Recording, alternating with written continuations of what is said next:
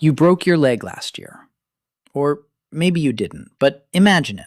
Someone calls an ambulance, you're on a bed within the hour, a nurse checks your vitals, a doctor sets the bone, you get a room, a meal, clean sheets, and a bill that insurance mostly covers.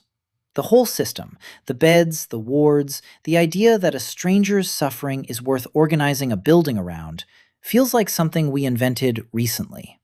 Penicillin, x-rays, sterile gloves, all 20th century. Surely the hospital itself is 20th century too. It is not. 12 centuries before your local ER existed, there was a building in the hills of Sri Lanka with 31 rooms, medicinal baths carved directly into stone troughs, and a pharmacy stocked with imported glass jars, built specifically to house sick strangers until they got better. And that building was not the first attempt. It was the end of a very long chain. So how did ancient societies figure out that healing people was worth engineering a building for? The answer stretches back further than almost anyone expects. And it did not happen once. It happened in pieces, in at least 4 different civilizations that had no contact with each other over roughly 3,000 years. It starts in the hills above an ancient Sri Lankan monastery. The site is called Mihintale, and it sits near Anuradhapura, one of the great early capitals of Sri Lanka. What survives there today are ruins, but organized ruins. Archaeologists mapped the foundation and found roughly 31 rooms arranged on a raised platform, connected by clear circulation paths.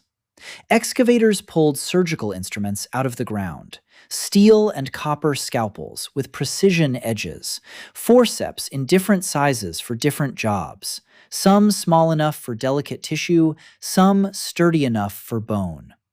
They also found blue glass jars, believed to have been imported from Persia, almost certainly used to store medicines and oils.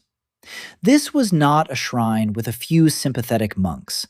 This was infrastructure. According to inscriptions at the site, it was built and maintained by Buddhist monks practicing Ayurvedic medicine. The scholar Heinz Müller-Dietz, along with UNESCO's Silk Roads program, has pointed to Mihintale as possibly the oldest hospital in the world for which we actually have physical archaeological evidence. Physical evidence. That phrase matters because it is doing a lot of work in this story, the same way it did in the story of agriculture. The building at Mihintale is generally dated to the reign of King Sena II, somewhere between 853 and 887 CE, 9th century, already older than most of what you would call ancient. But here's the thing. The Mahavamsa, the great chronicle of Sri Lankan history, claims something far older. It says King Pandukabaya, after fortifying his capital at Anuradhapura, established lying-in homes and hospitals across the country. Pandukabaya's reign is placed in the 4th century BCE. That is not a small gap. That is over 1,000 years earlier than the stone ruins at Mihintale. So which one is real? The honest answer is, we don't know. And that uncertainty is not a failure of the story. It is the story. We have a text claiming an early date and no surviving structure to confirm it. And we have a surviving structure with a much later, much more conservative date. This exact tension, textual claim versus archaeological proof, shows up again and again when you try to pin down the first of anything in ancient history. People were almost certainly caring for the sick long before anyone built something permanent enough to survive 2,000 years underground. The stone version is just the version that left a trace. So let's go back further, to a place where we do have surviving texts describing medical practice in enormous detail: ancient Egypt. Attached to major Egyptian temples was an institution called the Per Ankh, the House of Life. It functioned as part scriptorium, part library, part school, and quite possibly part clinic.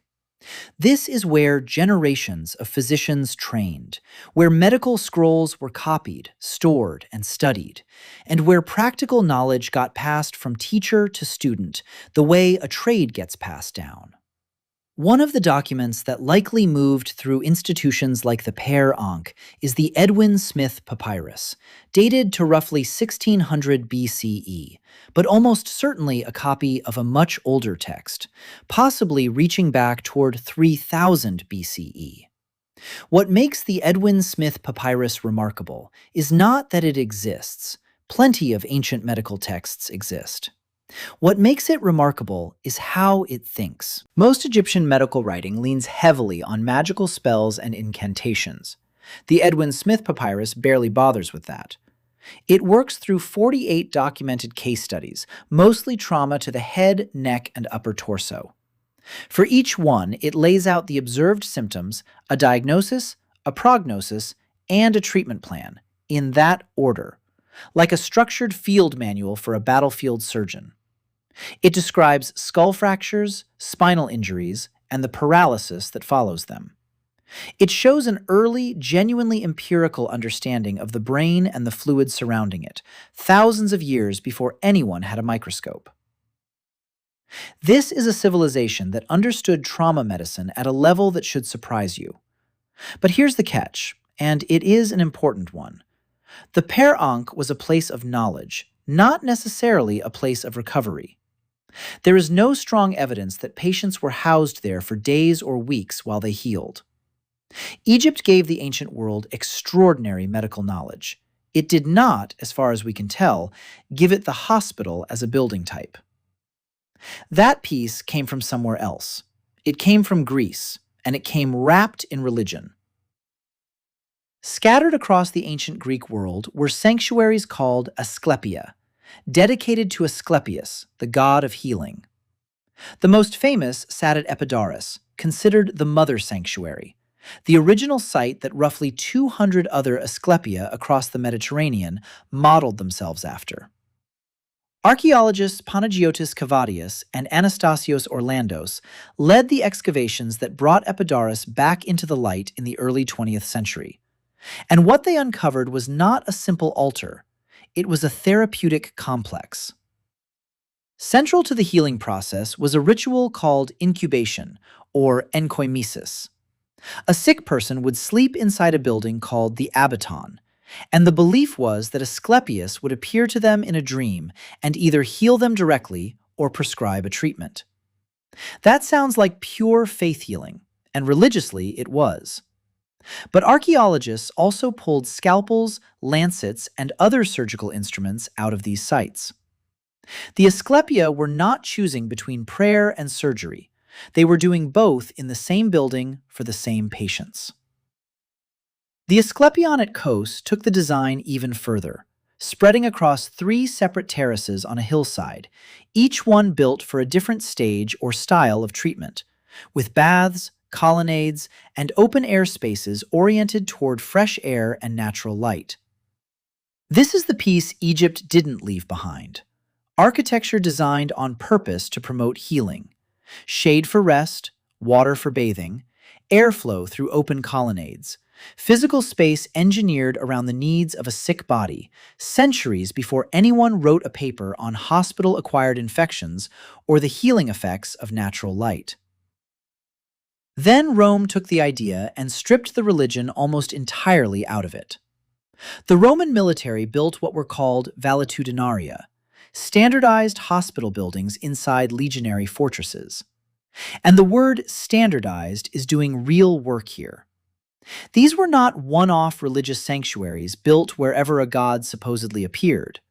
They were a repeatable blueprint, an elongated rectangular building wrapped around a central courtyard, with rows of small rooms branching off a corridor, each room roughly 4 meters by 4 meters, sized for a handful of wounded soldiers and their attendants. Archaeologists have excavated versions of this exact layout at Vindonissa in Switzerland, at Neuss, Xanten, and Vetera along the Rhine. at Carnuntum and Nove along the Danube, and as far away as Inchtathil in Scotland. At Vindonissa alone, discovered in 1936, the hospital covered roughly 4,500 square meters with about 60 sick rooms, capable of treating up to 300 legionaries at once. Excavators found 10 probes, a scalpel, a needle, and forceps at that site, and a similar toolkit at Carnuntum. Think about what that consistency means. This was not one clever engineer solving a local problem. This was an empire-wide medical logistics system. The same floor plan appeared on 3 different frontiers because Rome had figured out that a wounded legionary was an expensive asset worth repairing rather than replacing. It is healing reframed as an infrastructure investment. But it came with a hard limit. The Valetudinarium existed to patch up soldiers, full stop. It was not open to the sick farmer down the road, or the beggar outside the fortress gate, or anyone who was not, in some sense, Roman military property. Rome engineered the building. It did not engineer the invitation. That invitation, the idea that a hospital should be open to anyone who needed it, regardless of status, arrived almost 300 years later in Cappadocia. And it came from a bishop, not a doctor or a general. In the year 369, Basil of Caesarea called on the wealthy nobility of the region to fund what became known as the Basiliad. Construction was well underway by 372, and by 373, letters describe it as already operating at full force. This was not a modest clinic. It was a sprawling complex that included a roughly 300-bed hospital, a hospice, dedicated wards for sick travelers passing through, and, notably, a separate unit for people with leprosy, a population most ancient societies simply cast out. Basil staffed it with trained physicians. He funded food, lodging, professional medical care, and even job training for what contemporary accounts describe as the oppressed poor. Historians still debate the exact scope of what the Basiliad offered on day one, but there is wide agreement on why it matters.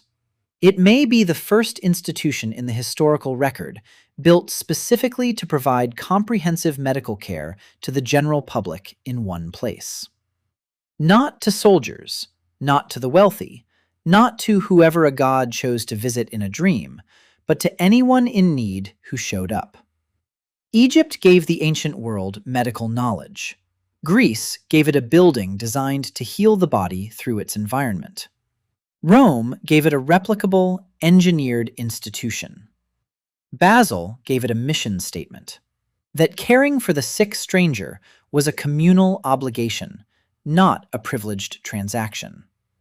Notice what just happened across 4 civilizations that had essentially no contact with one another. Egypt, centered in the Nile Valley. Greece, scattered across Aegean sanctuaries. Rome, running logistics across an empire that stretched from Britain to Syria. Sri Lanka, an island tradition connected to all of this by trade routes, but developing its own Buddhist medical infrastructure independently, with its own surgical toolkit sophisticated enough to include specialized forceps and precision scalpels. None of these cultures were copying a single original blueprint. Each one solved a different piece of the same underlying problem and left it lying around for the idea to eventually get assembled. That is not a coincidence. And it is not really a mystery either, if you think about what a hospital actually requires. It requires a society settled enough to build permanent structures instead of moving on. It requires enough surplus food and labor that some people can be fed and housed while contributing nothing to the harvest because they are sick, and other people can be paid to do nothing but care for them because that is their entire job. It requires accumulated medical knowledge stable enough to pass from teacher to student across generations, instead of dying with the person who knew it.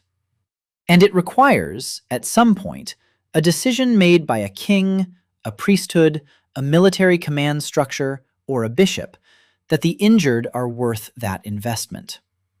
Every one of those precovisions is downstream of the same shift that let humans start farming in the first place.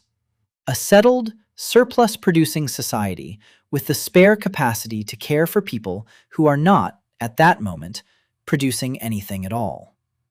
And once you see the pattern, it explains something else, too. Something that should genuinely bother you if you think about it for more than a few seconds. Every one of these institutions appeared only after a civilization had enough surplus to afford it. Hunter-gatherer societies almost certainly cared for their sick and injured informally, urgently, with whatever knowledge they had. The same way the Natufians harvested wild grain long before anyone called it farming. But you cannot build a 300-bed complex, or a 3-terrace healing sanctuary, or a standardized network of military field hospitals without a state, a temple, or an empire behind you, funneling resources toward people who are, in the coldest economic sense, a drain on production. The hospital is not just a medical achievement. It is a monument to surplus. Proof that a society had grown wealthy and organized enough to formally decide that some of its resources should go toward people who could not immediately pay them back. That decision is not obvious. Plenty of ancient, and even modern, societies have decided the opposite, that the sick and the injured are simply a cost to be minimized or abandoned. The fact that Egypt, Greece, Rome, Sri Lanka, and Byzantine Cappadocia all independently arrived at a version of the opposite conclusion, that the wounded were worth carrying, worth housing, worth engineering an entire building around, tells you something about what these particular civilizations valued when they finally had the means to act on it. So the next time you sit in a hospital waiting room, staring at fluorescent lights and old magazines, remember that the room itself, the idea of the room, is one of the oldest engineered concepts in human history. It was not built once by one genius. It was assembled slowly, in fragments, by Egyptian scribes recording trauma cases in a temple library, by Greek priests laying out sanctuaries around fresh water and open air, by Roman engineers standardizing a floor plan across a continent because a healthy soldier was cheaper to keep than to replace, by Buddhist monks in Sri Lanka grinding surgical steel into precision scalpels, and by a bishop in Cappadocia who decided the sick stranger and the sick soldier deserved the exact same bed. None of them knew they were building toward the same thing. None of them had ever heard of each other's work. And yet, piece by piece, across 3,000 years and 4 continents, they built the same conclusion from completely different starting points: that a society strong enough to survive is not necessarily the one that fights hardest or grows the most food. It is the one that looks at its weakest members, its wounded, its sick, its dying, and decides they are worth the walls built around them.